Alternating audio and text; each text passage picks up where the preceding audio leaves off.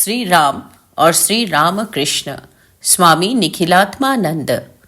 उसी प्रकार श्री रामकृष्ण देव इस युग में हमारे अंदर के जितने दुर्गुण हैं उनका नाश करने के लिए आते हैं।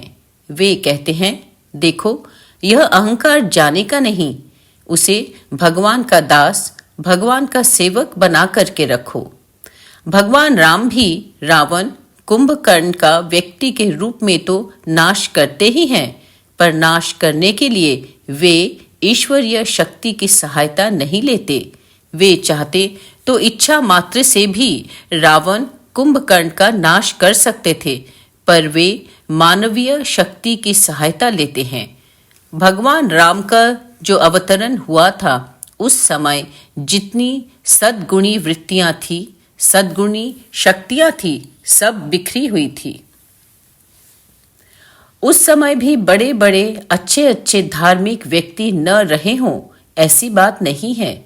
उस समय भी वशिष्ठ जैसे महान ज्ञानी थे, विश्वामित्र जैसे धनुर्धर थे, महाराज दशरथ जैसे चक्रवर्ती सम्राट थे, जनक जी जैसे महान ज्ञानी थे, परशुराम जैसे महान धनुर्धर थे, जिन्होंने 21 बार क्षत्रियों का नाश किया था। ऐसे महान व्यक्तियों की कमी नहीं थी, किंतु वे जितने भी गुणी व्यक्ति थे सब अलग अलग थे। उनमें संगठन का अभाव था। हमारे अंदर भी एक सद्गुण आता है तो दूसरा सद्गुण विदा हो जाता है। हमारे अंदर सत्य बोलने का सद्गुण है। हमेशा हमें सच बोलना चाहिए, लेकिन सच बोलने वाला इतना कड़वा बोलता है कि लोग उससे दूर भागते हैं। जहां सत्य आता है तो हमारे अंदर से शील चला जाता है। जो बड़ा शीलवान होता है वह सबको प्रसन्न करने का प्रयास करता है। उसके अंदर सत्य का अभाव देखा जाता है। मधुर बोलने वाला व्यक्ति लोगों को प्रसन्न करने के लिए झूठ का भी सहारा लेता है। हमारे अंदर एक सद्गुण आता है तो दूसरा विदा हो जाता है, पर दुर्गुणों में बड़ी मैत्री होती है। हमारे अंदर एक दुर्गुण आएगा तो दूसरे दुर्गुणों को पकड़ करके ले आएगा। समाज में भी हम लोग देखते हैं, जितने दुर्गुणी व्यक्ति हैं उनमें आपस में कितना संगठन होता है। आप देखिए, हमारे ही देश में जितने आतंकवाद हैं, चाहे बांग्लादेश का आतंकवादी हो या नेपाल का आतंकवादी हो, चाहे पाकिस्तान का आतंकवादी हो, सब में कितना संगठन है। जितने सद्गुणी व्यक्ति हैं सब अलग थलग थे। दुर्गुणों में बड़ा संगठन होता है। यह सद्गुणों में संगठन का अभाव होता है। भगवान राम के समय भी इतने बड़े बड़े योद्धा थे, मुनि थे, ज्ञानी थे, पर उनमें संगठन नहीं था। विश्वामित्र और वशिष्ठ में इतना झगड़ा कि हमारे पुराण उनके झगड़ों से भरे हुए हैं। विश्वामित्र कभी अयोध्या नहीं जाते थे, जहां वशिष्ठ जी पुरोहित थे। वशिष्ठ जी भी कभी जनकपुर नहीं आते थे, क्योंकि वहां के राजा से उनका झगड़ा था। महाराज दशरथ चक्रवर्ती सम्राट थे, पर उनको कोई चिंता नहीं थी कि उनकी सीमा के बाहर राक्षस आकर ऋषियों को मार डाल रहे हैं, यज्ञ कुंडों का नाश कर दे रहे हैं। इधर महाराज दशरथ की दृष्टि नहीं थी। महाराज जनक परम ज्ञानी, अपने ज्ञान में ही प्रतिष्ठित थे। उनके राज्य की सीमा के बाहर राक्षस कितना उत्पात कर रहे हैं, महाराज जनक की इधर दृष्टि नहीं थी। भगवान राम क्या करते हैं? इन समस्त सद्गुणी व्यक्तियों को मिलाते हैं। विश्वामित्र और वशिष्ठ को मिलाते हैं। सीता जी से विवाह करके वे महाराज दशरथ को जनक से मिलाते हैं। परशुराम के अहंकार का नाश करते हैं। श्री राम सद्गुणी वृत्तियों को एक साथ जोड़ते हैं और उसके बाद ही मानो रावण के नाश की प्रक्रिया प्रारंभ होती है। भगवान श्री रामकृष्ण देव भी आते हैं। उस समय भारत में धार्मिक व्यक्तियों का अभाव था। ऐसी बात नहीं है। श्री रामकृष्ण देव के समय कितने नए नए संप्रदाय फैल रहे थे। उत्तर भारत में आर्य समाज कार्य कर रहा था। बंगाल में ब्रह्म समाज उत्पन्न हो गया था। तथापि समाज में यथार्थ धर्म नहीं आ पा रहा था। ये आर्य समाज और ब्रह्म समाज दोनों मानो सुधारवादी आंदोलन थे, परंतु वे हिंदू धर्म को समग्रता के साथ प्रस्तुत नहीं कर पा रहे थे। आर्य समाज और ब्रह्म समाज ने हिंदू धर्म के उन्हीं तत्वों को ग्रहण किया था जिसकी अंग्रेज निंदा नहीं करते थे, पर अंग्रेज जैसे अवतारवाद, पुनर्जन्मवाद को नहीं मानते थे। इसे न आर्य समाज ने स्थान दिया था, न ब्रह्म समाज ने स्थान दिया था। ये आर्य समाज और ब्रह्म समाज सगुण निराकार ब्रह्म के उपासक थे। इनमें भी अपूर्णता थी और जैसा मैंने बताया उस समय भी हिंदू धर्म के जितने मत थे, शैव, शाक्त, वैष्णव, वेदांत, उसमें भी अपूर्णता थी। सब अपने अपने मत को ही श्रेष्ठ मानते थे। जितने भी आचार्य थे अपने ही मत को श्रेष्ठ सिद्ध करने का प्रयास करते थे। ऐसे समय में श्री रामकृष्ण देव आते हैं। श्री रामकृष्ण आकर क्या करते हैं? वे ब्रह्म समाज की सभा में भी जाते हैं। वे उनकी सभाओं में भाग लेकर वहां जो अपूर्णता है उस अपूर्णता को दूर करते हैं। वे ब्रह्म समाज की सभा में जाकर केशव चंद्र सेन जैसे प्रख्यात ब्रह्म समाजी से कहते हैं, अरे तुम लोग भगवान के बारे में ऐसी सब बातें क्यों करते हो कि प्रभु तुमने ऐसा विश्व ब्रह्मांड बनाया है, तुम इतने शक्तिशाली हो, तुम हम पर कृपा करो, तुम धन की वर्षा करो। अरे भगवान तो हमारे पिता के समान है। क्या बालक अपने पिता के बारे में ये सब कहता है कि मेरे पिता इतने बड़े धनवान हैं, मेरे पिता मुझे इतना प्यार करते हैं? बालक तो यही देखता है कि हाँ, पिता का उसके प्रति कितना स्नेह है, उस पर कितना स्नेह न्यौछावर करते हैं। क्या बालक की दृष्टि पिता के धन, उसकी विद्या पर जाती है? तुम ईश्वर के ऐश्वर्य का इतना क्यों बखान करते हो? ब्रह्म समाज में इन दोषों को श्री रामकृष्ण दूर करते हैं। धीरे धीरे ब्रह्म समाज में भी दो भाग हो जाते हैं। केशव चंद्र सेन नव विधान नाम से समाज बनाते हैं और दूसरे थे विजय कृष्ण गोस्वामी। ये अपने समाज का नाम देते हैं साधारण ब्रह्म समाज। उनके ब्रह्म समाज के दो दल हो जाते हैं और दोनों दलों में वैमनस्य। पहले दोनों दलों एक साथ थे, पर बाद में दोनों में झगड़ा हुआ, दोनों अलग अलग हो गए, पर दोनों ही श्री रामकृष्ण के पास आते थे। एक बार श्री रामकृष्ण देव दक्षिणेश्वर में थे। इधर केशव चंद्र सेन अपने अनुयायियों को लेकर पहुंचे। थोड़ी देर में विजय कृष्ण गोस्वामी भी अपने अनुयायियों को लेकर दक्षिणेश्वर पहुंच गए और एक दूसरे को देखकर खिन्नता का अनुभव करने लगे। केशव चंद्र सेन अलग बैठे हुए हैं, विजय कृष्ण अपने अनुयायियों को लेकर अलग बैठे हैं और दोनों खिन्न हो रहे हैं। श्री रामकृष्ण बोले, देखो, एक बार श्री राम और शिव दोनों में झगड़ा हुआ, दोनों में युद्ध हुआ। श्री राम के सैनिक जो वानर थे और शिव के जो दूत थे, सब आपस में लड़ने लगे। बाद में राम और शिव में मैत्री होने के देर नहीं लगी, दोनों में मित्रता हो गई। पर भगवान राम के जो सैनिक बंदर थे और शिव के भूत प्रेत थे, उनकी लड़ाई चलती ही रही। श्री रामकृष्ण देव कहते हैं, तुम्हारे अनुयायी भले ही आपस में लड़ते रहे, पर तुम दोनों में तो मित्रता होनी चाहिए। उसके बाद दोनों में परस्पर बात कराते थे। केशव चंद्र सेन, विजय कृष्ण गोस्वामी दोनों के बीच मित्रता कराते हैं। इस प्रकार श्री रामकृष्ण समाज की जो अपूर्णता है उसको दूर करते हैं। श्री रामकृष्ण अन्य मतावलंबियों के सभा में जाते हैं और उनमें त्रुटियां है उसे दूर करते हैं। श्री रामकृष्ण के पास भी उनके वेदांत साधना के गुरु तोतापुरी आते हैं। तोतापुरी ने निर्विकल्प समाधि के द्वारा ब्रह्म की अनुभूति की थी।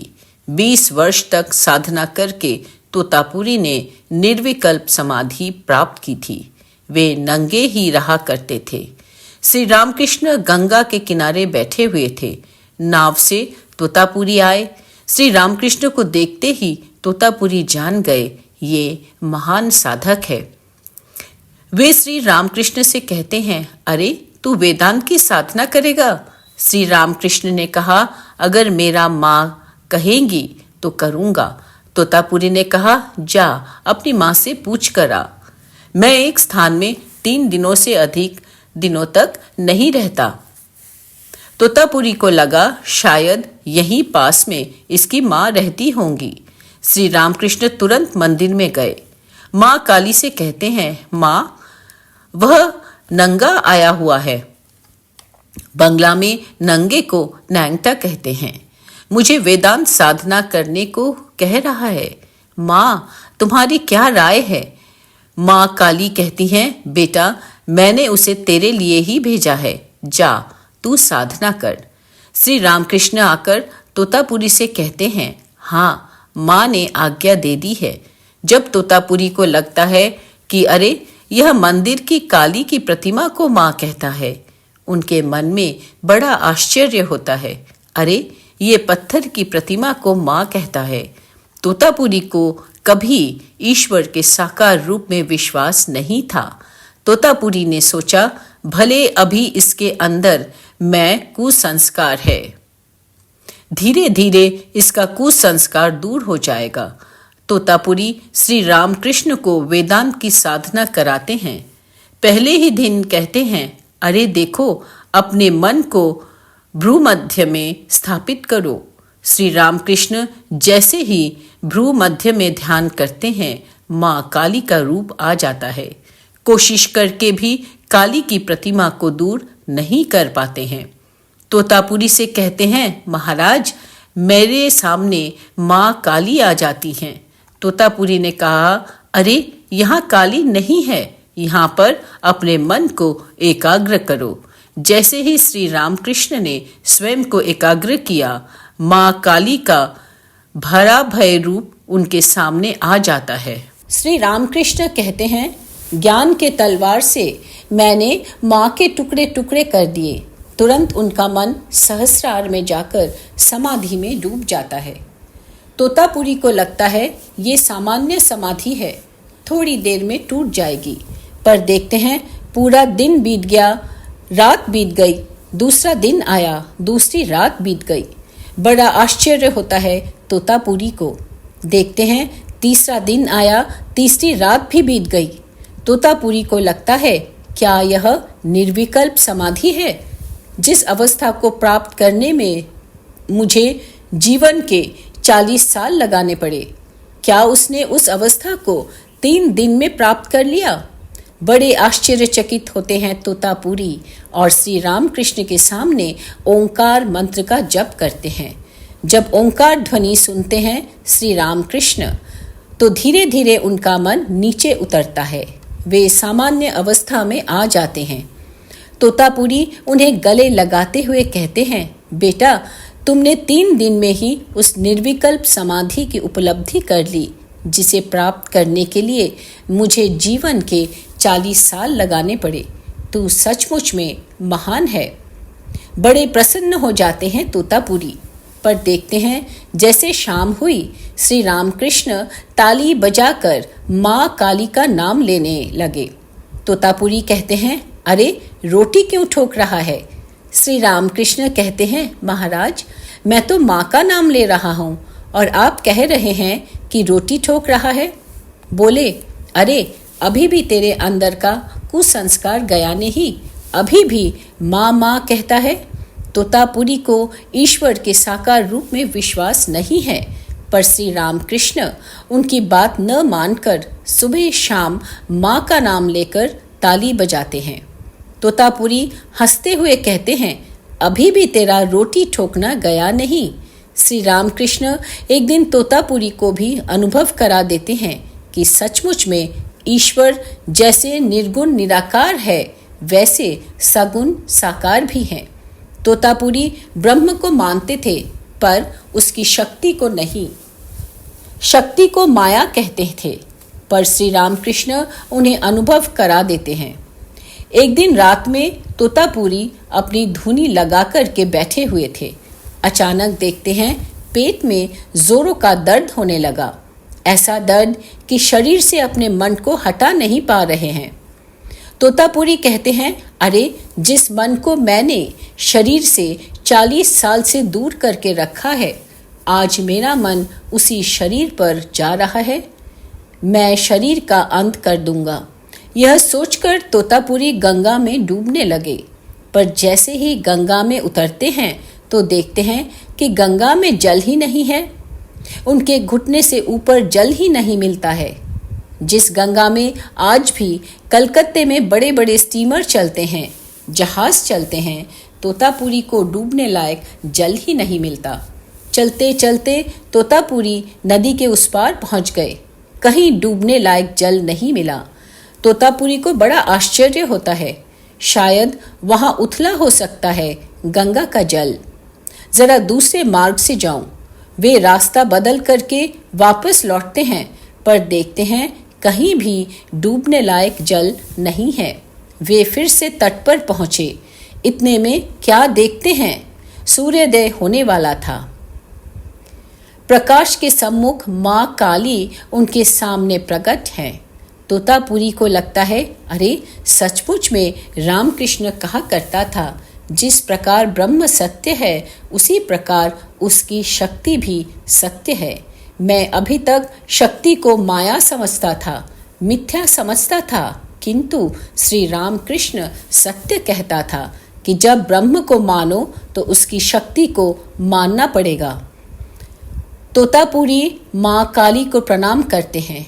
जब सवेरे श्री रामकृष्ण प्रणाम करने के लिए तोतापुरी के पास आए, देख रहे हैं तोतापुरी ताली बजाकर माँ का नाम ले रहे हैं। श्री रामकृष्ण हंसते हुए कहते हैं, महाराज आज आप कैसे रोटी ठोकने लगे? तोतापुरी सारी घटना कह सुनाते हैं। वे कहते हैं, रामकृष्ण देखो, मैं तुम्हारी माँ को मानता नहीं था, पर माँ ने आज मुझे बता दिया कि सचमुच वे भी सत्य हैं।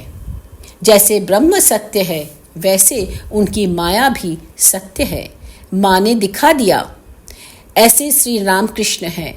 उनके जो गुरु आते हैं उन गुरुओं में जो कमियां रहती हैं उन्हें दूर करते हैं।